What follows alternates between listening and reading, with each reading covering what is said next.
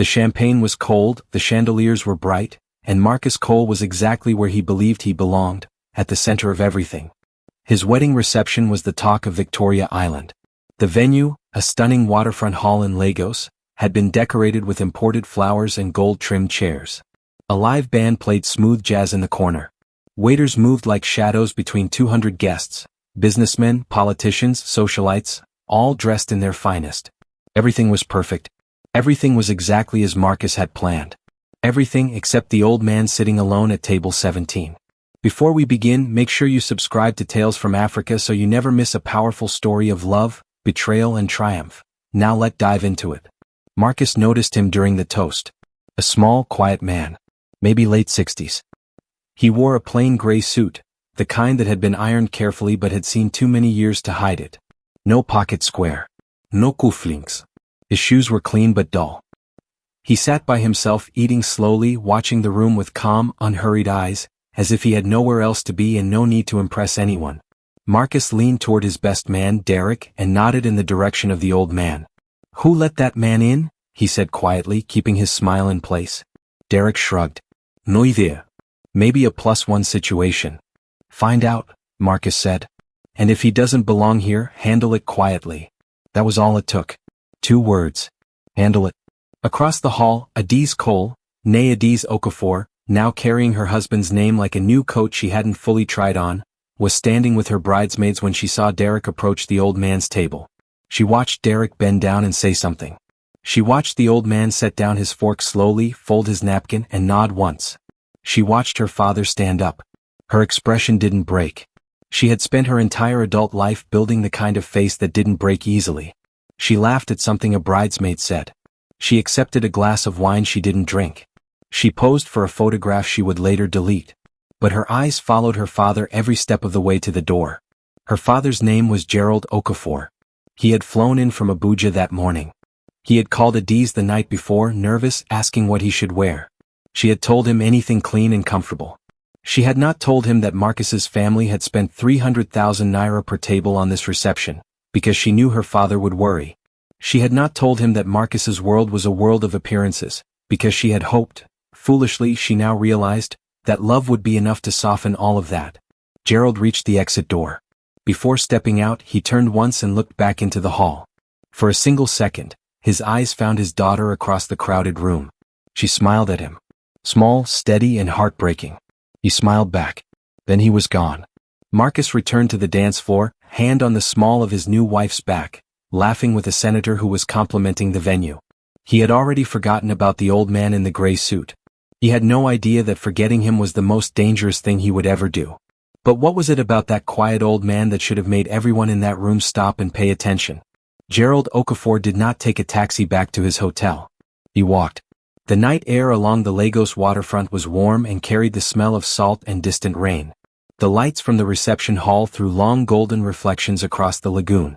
Gerald walked slowly, hands in his pockets, his worn shoes making quiet sounds on the pavement. He was not angry. That was the thing about Gerald Okafor that most people never understood. He was almost never angry. He had lived too long and seen too much to waste energy on anger. He was, however, deeply sad. Not for himself. He had been underestimated his entire life, and he had made peace with that long ago. He was sad for Adise. His daughter had worked so hard to build a life, to find love, to belong somewhere beautiful. And tonight, on the most important night of her young life, she had watched her father be walked out of her wedding like an uninvited stranger. Gerald checked into his modest hotel near Lagos Island, ordered a small bottle of water from room service, and sat by the window looking out at the city lights. He picked up his phone and almost called Adise. Then he set it back down. Tonight was still her night. Whatever needed to be said could wait until morning. He closed his eyes and said a quiet prayer. Then he slept. Back at the reception, Adise moved through the rest of the evening like a professional actress who had memorized every line. She danced when the DJ called her to the floor. She cut the cake with both hands wrapped around Marcus's. She laughed at the right moments and looked lovingly at her husband at all the right angles for the photographer. But her mind was somewhere else entirely. Adise Okafor, now Adise Cole, was not a simple woman. She held a master's degree in financial analysis from the University of Lagos and had spent 6 years working for one of the most respected investment firms in Abuja before Marcus had swept into her life with his charm and his ambition and his beautiful Lagos penthouse. She was the kind of woman who read balance sheets the way other people read novels. Carefully, patiently, looking for the truth hidden between the numbers. And right now she was reading her husband. She noticed the way he laughed a little too loudly around powerful men.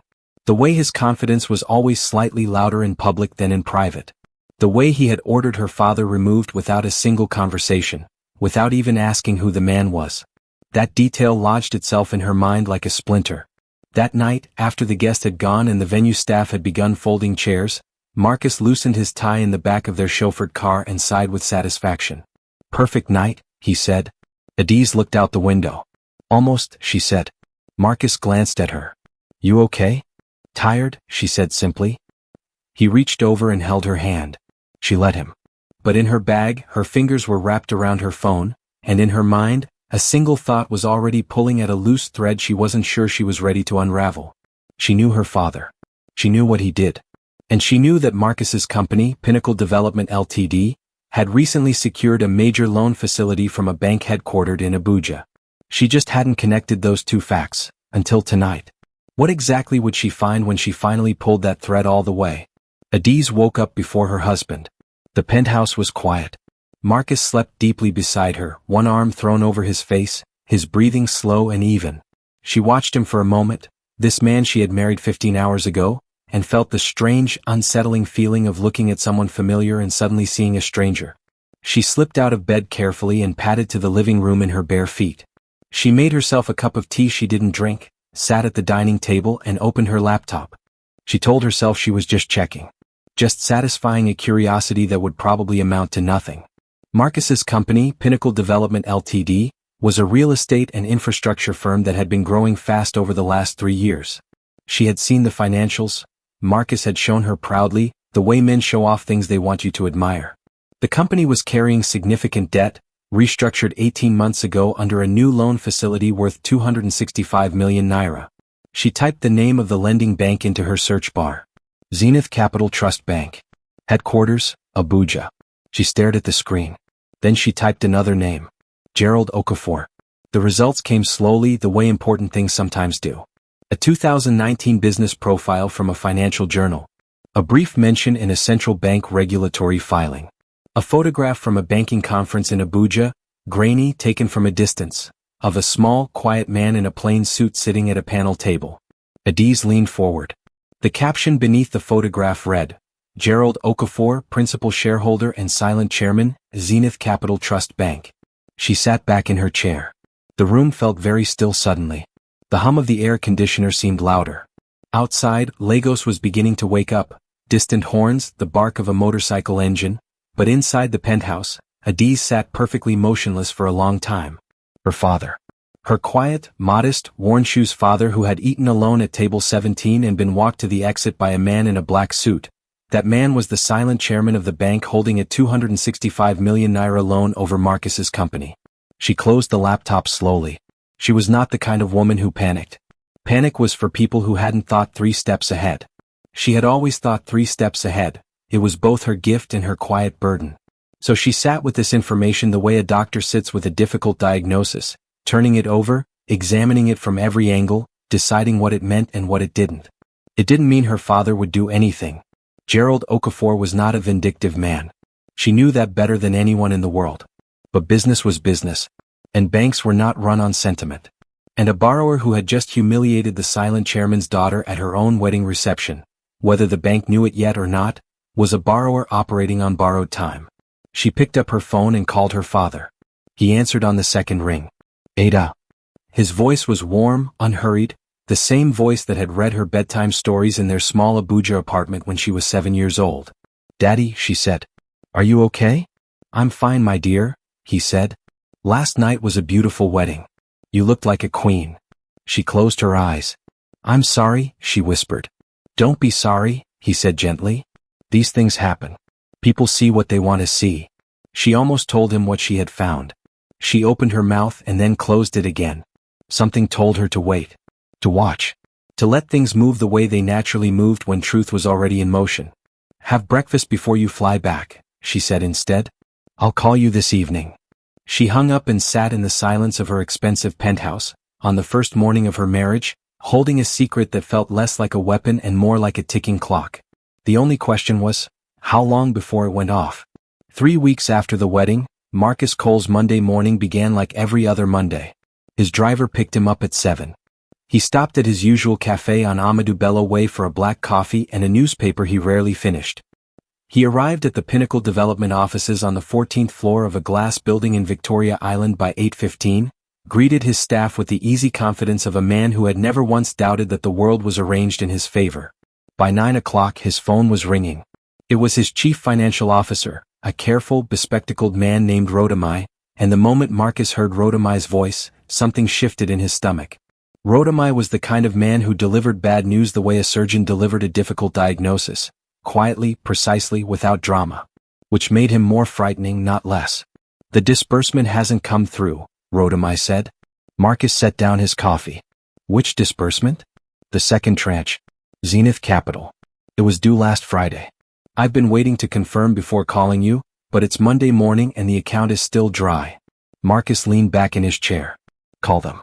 Probably a processing delay. I already called them, Rodamai said. They said the account has been flagged for a routine compliance review. They couldn't give me a timeline. The word flagged sat in the air between them like smoke. Marcus spent the rest of that morning making phone calls. He called his relationship manager at Zenith Capital Trust Bank, a cheerful young man named Deo who had always been eager and responsive.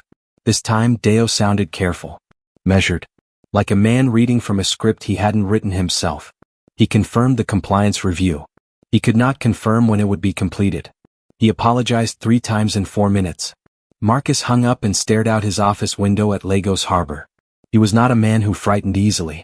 He had built Pinnacle from a 2-room office in Surulere into a company with assets worth over £1 billion. He had survived bad markets, difficult partners, and a near collapse in 2020 that had aged him 5 years and 6 months. He knew how to handle pressure. But something about this felt different. Something about the word flagged, the silence behind it, the careful politeness of everyone he spoke to, felt less like a banking delay and more like a door being quietly, firmly closed. That evening he came home to find Adiz cooking in the kitchen. She was making jollof rice, moving around the kitchen with the calm efficiency she brought to everything. She looked beautiful in a simple dress, her hair tied back, a wooden spoon in her hand. She looked like a woman without a single worry in the world. "How was your day?" she asked without turning around. "Fine," he said automatically. Then he stopped. "Actually, there's a small issue with Zenith Capital. A disbursement delay." Adiz stirred the pot slowly. "What kind of delay?" "Compliance review." "Probably nothing." He loosened his tie. "Have you ever heard of issues with that bank? You know the Abuja financial scene better than I do." There was a pause. Just half a second. The kind of pause only a woman who controlled her reactions very carefully would allow herself. "Zenith Capital Trust is a very serious bank," she said evenly. "They don't flag accounts for nothing." Marcus nodded slowly, not quite satisfied, not quite worried enough to push further. He didn't notice that his wife had never once turned around from the stove during the entire conversation. He didn't notice because he had never really learned to read the quiet ones. And across town, in a modest hotel room he had extended for another 2 weeks, Gerald Okafor sat in his chair by the window, reading a report his board had sent him. A detailed review of the Pinnacle Development loan file, requested by senior management at his quiet, firm instruction. He hadn't called Adiz. He hadn't called anyone. He simply read. Slowly. Carefully. And somewhere in those pages was the beginning of Marcus Cole's reckoning. The letter arrived at Pinnacle Development on a Tuesday morning. It came in a clean white envelope bearing the official letterhead of Zenith Capital Trust Bank. Rodamai brought it personally to Marcus's office, which told Marcus everything he needed to know about its seriousness before he even opened it. Rodamai only hand-delivered things that required a witness. Marcus read it twice. The bank was not withdrawing the loan. That was the first thing he confirmed, and the relief lasted exactly 4 seconds. Because what the letter outlined was something that felt, in many ways, worse than withdrawal. Zenith Capital Trust was invoking a restructuring clause buried deep in the original loan agreement, a clause that Marcus's lawyers had reviewed and dismissed as standard boilerplate 18 months ago. The clause gave the bank the right, under certain compliance conditions, to appoint an independent oversight committee to supervise the deployment of all remaining loan funds. Pinnacle Development would no longer control how or when the money was disbursed. Every expenditure above 5 million naira would require committee approval. Project timelines would be reviewed. Management structure would be assessed. In simple terms, Marcus Cole was still the face of his company, but he was no longer its hands. He sat in his office for a long time after Rhoda Mai left. The Lagos skyline spread itself outside his window, bright and indifferent. He thought about the project, a massive mixed-use development in Abuja that was supposed to be his greatest achievement, the thing that would put Pinnacle in a different conversation entirely. He thought about the investors he had brought in, the contractors he had committed to, the timeline he had promised. All of it now suspended behind a wall of committee approvals and oversight meetings. He thought about the word flagged. He called his lawyer, then his accountant, then 2 board members who listened carefully and said very little. Everyone agreed the clause was legal. Everyone agreed the bank was within its rights. Nobody could explain why a loan that had been running smoothly for 18 months had suddenly attracted this level of scrutiny. Nobody except Adiz. She was sitting in their living room when he came home that evening, her laptop open, her reading glasses perched on her nose, a cup of tea steaming beside her. She looked up when he walked in and immediately read his face the way she read everything, quickly and completely. "Sit down," she said quietly. He sat. He told her about the letter. He told her about the restructuring clause, the oversight committee, the loss of direct control. He spoke for 10 minutes without stopping, and she listened without interrupting, which was one of the things he had always admired about her and only now found slightly unnerving. When he finished, she took off her reading glasses. "Marcus," she said carefully, "I need to ask you something, and I need you to think before you answer." He looked at her. "Okay." "At our wedding reception," she said. "The old man at table 17. Do you remember what you did?" The question landed so unexpectedly that for a moment Marcus simply stared at her. His mind reached back through 3 weeks of business stress and honeymoon planning and Monday morning coffee and Tuesday morning letters, all the way back to a crowded reception hall and a small man in a gray suit. "I had security escort him out," Marcus said slowly. "He looked like he didn't belong." "He looked like he didn't belong," Adiz repeated. Not mocking. Not angry. Just precise, the way she always was, holding his words up to the light so he could see through them. "Adiz. His name is Gerald Okafor," she said. "He is my father. And he is the principal shareholder and silent chairman of Zenith Capital Trust Bank." The silence that followed was the loudest thing Marcus Cole had ever heard. He opened his mouth, closed it. The pieces were assembling themselves in his mind with brutal, humiliating efficiency. The flagged account, the compliance review, the restructuring clause, the oversight committee, all of it connecting back to one moment, one careless order, one old man in a gray suit being walked quietly to an exit door. "Adiz," he started again. "I'm not finished," she said. Her voice was still calm. That was the most frightening part. "I'm not telling you this so you can go and apologize to my father and fix your loan. I'm telling you this because I want you to understand something." She leaned forward slightly. "You didn't just disrespect an old man at a party. You looked at a human being and decided in 3 seconds that he had no value. That is not a mistake, Marcus. That is a mirror. And what it showed me about you that night, I have been sitting with that image every single day since our wedding." Marcus sat very still. Outside, Lagos hummed and roared and lived its loud, indifferent life. Inside, a man who had never once doubted his own judgment was finally, painfully, beginning to doubt it. But the real question was it already too late? Marcus Cole did not sleep that night. He lay in the darkness staring at the ceiling, listening to Lagos breathe outside the window, the distant generators, the occasional horn, the city that never fully surrendered to silence. Adiz slept beside him, still and quiet, the way she was quiet about everything that mattered most. He kept hearing her words. "You didn't just disrespect an old man at a party. You looked at a human being and decided in 3 seconds that he had no value." He had replayed that sentence so many times it had stopped feeling like words and started feeling like something heavier, a verdict. And the worst part was not that she had said it. The worst part was that he could not argue with a single syllable of it. By 5 in the morning he was sitting at the dining table in the dark. He thought about the kind of man he believed himself to be, fair, sharp, self-made, someone who judged people by their results and not their connections. He had told himself that story for years. He had built his entire identity around it. And yet, in one careless moment at his own wedding reception, he had looked at an old man in a gray suit and decided, without a single word exchanged, without one question asked, that the man did not belong. Not because of anything the man had done. Simply because of how he looked. Marcus sat with that truth for a long time. It was an uncomfortable place to sit, and he did not try to escape it. He just stayed there, in the dark and the quiet, and let it show him exactly what it needed to show him. When morning came, he asked Adiz for her father's hotel address. She gave it to him without a word, which told him she had been waiting for him to ask. He drove himself, no driver, no assistant, to a modest hotel on Lagos Island. He walked through the lobby alone and knocked on the door of room 214. Gerald Okafor opened it almost immediately, as if he had heard the knock before it happened. He was dressed simply, a plain kaftan, a cup of tea in his hand.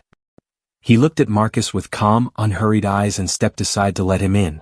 They sat across from each other by the window.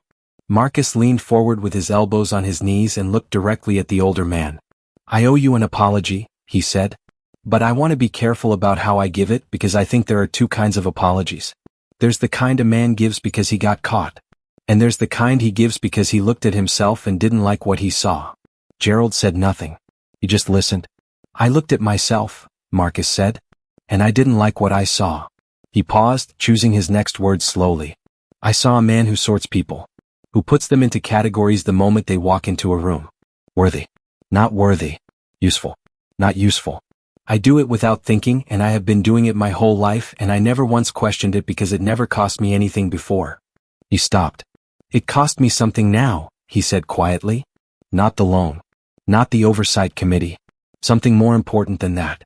It cost me the right to look my wife in the eye and tell her she married a man of genuine character. And I want that right back. Not because it's convenient, but because she deserves it." The room was very still. Gerald set his teacup down carefully. He looked at Marcus for a long moment, the steady, unhurried look of a man who had spent decades reading people and had learned to tell the difference between performance and truth. Then he reached across to the small table beside him and picked up an envelope. "I wrote this for Adiz," he said, holding it out. "Give it to her." Marcus took it. The envelope was simple, white, and on the front, in careful old-fashioned handwriting, was his wife's name. "Mr. Okafor," Marcus said. "I know an apology doesn't undo what happened. I know that." "No," Gerald said gently. "It doesn't undo it. But a man who understands that is already walking in a different direction from the man who gave that order." He folded his hands in his lap. "My daughter is the sharpest person I have ever known. She sees everything. She always has, even as a small girl. She would watch a room and tell me things about the people in it that I had missed completely." A faint smile crossed his face. "She chose you. I have learned, in 68 years, never to doubt her judgment. But I have also learned that even the best choices require tending." Marcus nodded slowly. "Tend to her," Gerald said simply. "That is all I ask." Marcus drove back to the penthouse with the envelope on the passenger seat beside him. He carried it upstairs and found Adiz at the dining table, laptop open, reading glasses on, tea steaming, and he placed the envelope directly in front of her without a word. She looked at it. Then she looked at him. Then she picked it up, broke the seal carefully and read. He watched her face as she read. That composed, carefully managed face that he was only now beginning to truly understand, and he watched it change. Not dramatically. Not the way faces change in films. It changed the way dawn changes the sky, slowly, softly, and completely. Her jaw loosened slightly. Her shoulders dropped half an inch. Her eyes, behind her reading glasses, grew bright in a way she couldn't quite control. When she finished, she folded the letter and held it against her chest with both hands, the way you hold something you are afraid to put down. "What does it say?" Marcus asked quietly. She was quiet for a moment. "He says that love without respect is just affection. And affection fades." She paused. "He says the measure of a man is not what he builds but what he protects. And the first thing worth protecting in any home is the dignity of the people inside it." Marcus sat down across from her. "Adiz," he said. "I need to say something to you directly, not about your father, not about the bank. About you." He waited until she looked up at him. "You were right. Every word you said to me the other night was right. My regret wasn't born from values. It was born from consequences. And that is a shameful thing for a grown man to admit about himself." She held his gaze steadily. "But I'm telling you now, not because of the oversight committee, not because of the loan, not because your father controls anything. I'm telling you because I do not want to be that man anymore. The one who sorts people by their appearance. The The one who mistakes silence for weakness and simplicity for insignificance. He paused. I want to be someone worthy of the most careful decision you ever made. The room was quiet for a long time. Outside, Lagos was fully alive, loud and bright and relentless the way it always was. But inside the penthouse, something was shifting. Slowly. Carefully. The way real things shift, without fanfare, without guarantee, but with the fragile and stubborn energy of something that genuinely wants to survive. This is going to take time, Adiz said finally. And work. And I will not pretend otherwise. I know, Marcus said. And there will be moments, she continued, where I will look at you and still see that man in the reception hall giving that order. And I will need you to be patient with that. I will be, he said. She studied him for one final, long moment. Then she placed the letter flat on the table between them, her father's words in his careful handwriting, and she left her hand resting lightly on top of it. It was not forgiveness. Not yet. But it was a door left open. The oversight committee ran for 11 months. Marcus worked within every condition without complaint, submitted every report on time, and never once used his lawyers to challenge a single clause. The Abuja project was completed, delayed, humbled, but completed. The committee's final report noted his cooperation in careful, professional language that said more between its lines than within them. Zenith Capital Trust Bank renewed the facility under revised terms. Nobody announced it. Nobody made a speech. On a quiet Saturday 4 months after that difficult morning, Gerald Okafor came to dinner at his daughter's penthouse. He wore his gray suit, pressed and clean, the same one he had worn to the wedding. Adiz had set the table herself and placed her father's chair not at the back, not at the side, but at the head. Gerald sat down, looked around the table at his daughter and his son-in-law, and said a short, simple grace. Marcus listened to every word of it.